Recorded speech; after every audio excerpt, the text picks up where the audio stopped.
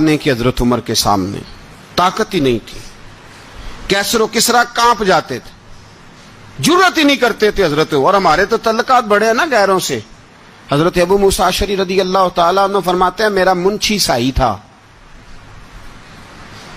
वो कातिब कहते थे वो लोग, मेरा हिसाब किताब ईसाई था।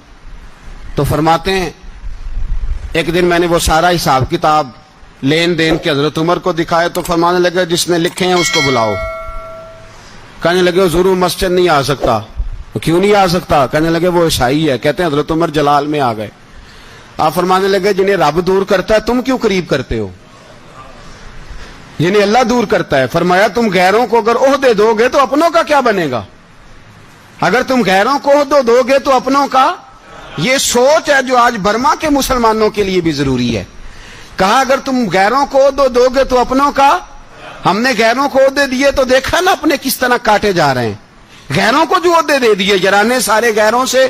रोज दावा होता है चीन हमारा सज्जन है, चीन हमारा दोस्त है।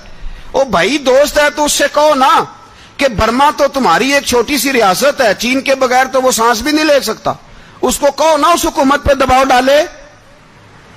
लेकिन हम लोगों ने गैरों को ओहदे दिए तो अपने पिस गए। हजरत उमर कहते थे जिम्मी का हम अदब करेंगे, जिम्मी काफर का हम, ऐसा काफर जो मुसलमान रियासत को कबूल करे, बदअमनी ना फैलाए। एक आदमी को आपने देखा आंखों से नाबीना है और भीख मांग रहा है, तो हजरत उमर को नजर आ गया। फरमाया कौन हो? उसने कहा मैं यहूदी हूं।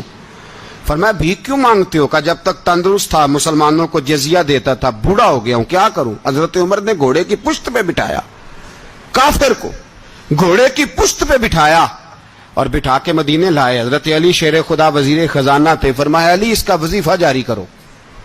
कहा ये कौन है? फरमाया ये यहूदी है लेकिन ये हमें जजिया देता रहा, बूढ़ा हो गया बेचारा, भीख मांगने पे मजबूर है, हमारी हुकूमत के अंदर रहता है, इसका पूरा पूरा वजीफा जितना खर्चा उतना वजीफा लगाओ। हजरत अली कहते हैं मैं वजीफा लगा रहा था और वो मेरे नबी का कलमा पढ़ रहा था, वो रसूलुल्लाह का कलमा पढ़ रहा था।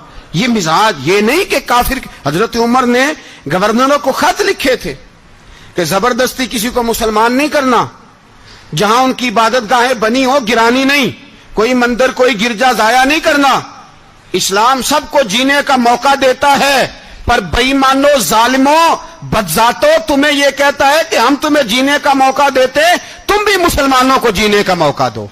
ये जहां बसते हैं जहां रहते हैं इन्हें वहां जीने का मौका दो, इन्हें भी अल्लाह अकबर कहने का मौका दो, इन्हें भी कुरान पढ़ने का मौका दो, इन्हें भी रसूलुल्लाह पर दुरूद पढ़ने का मौका दो। हमारे मुल्क में ईसाई अपनी मर्जी से खुलेआम तबलीग करते हैं। यहां तो चैनल चलाए हैं ईसाइयों ने। किसी मजहबी जमात ने कभी जुलूस निकाला है कि ईसाइयों का चैनल बंद करो? बोले निकला है कि नहीं निकला? कितने जुल्म की बात है। हम जब गैर को इतना तहफुज देते हैं, इतना तहफुज देते हैं। हमने देखा है, मुझे बीसियों लोगों ने ईद पे टेलीफोन किए कि ईसाइयों को कुर्बानी का गोश्त दे लें, मजबूर हैं जी, दरवाजे पे आ गए हैं, हमारे काम काज करते हैं। बीसियों लोग, आम आदमी के दिल में इनका इतना जज्बा है। वो मसाइल का बयान करना एक अलग बात, लेकिन हमारे दिल काफर के हक में भी नरम हो जाते हैं। तुम किस कदर ज्यादा बेईमान हो और कुफर किस कदर ज्यादा जलील हो गया है कि मुसलमान के हक में नरम होता ही नहीं। और उससे बड़े जलील वो हैं जो इन जलीलों के सपोर्टर हैं। वो किसी अरब मुल्क के हुक्मरान हो या किसी और जगह के, वो बड़े जलील है जो इन जलीलों के सपोर्टर हैं, जो बर्मा की बच्चियों के कत्ल पर अपनी हुकूमतें चमका रहे हैं। ने शर्म नहीं आती। इस कदर मुसलमान तड़पा है लेकिन उन बेगैरतों को जरा होश नहीं आई। और ये उनके कमाश, उनके दलाल जो हर जगह उनकी सपोर्ट करके अपनी हुकूमतें कायम करते हैं, बेईमानों को पता नहीं कि कब इन पर अल्लाह का अजाब उतरेगा और किस तरह इनके परखशे उड़ेंगे। तुम्हें अपनी जिल्लत और रुसवाई नजर नहीं आ रही कि जमीन किस तरह तुम्हारे लिए तंग हो गई है? इससे ज्यादा और तुम्हारी रुसवाई क्या होगी? डरो अल्लाह से। और ये तो दुनिया का अजाब है। इन्न बत्श रब्बिक लशदीद, मेरा रब कहता है कयामत तो कायम होने दे। इतना सख्त तेरे रब की पकड़ है, इतनी किसी दूसरे की हो सकती?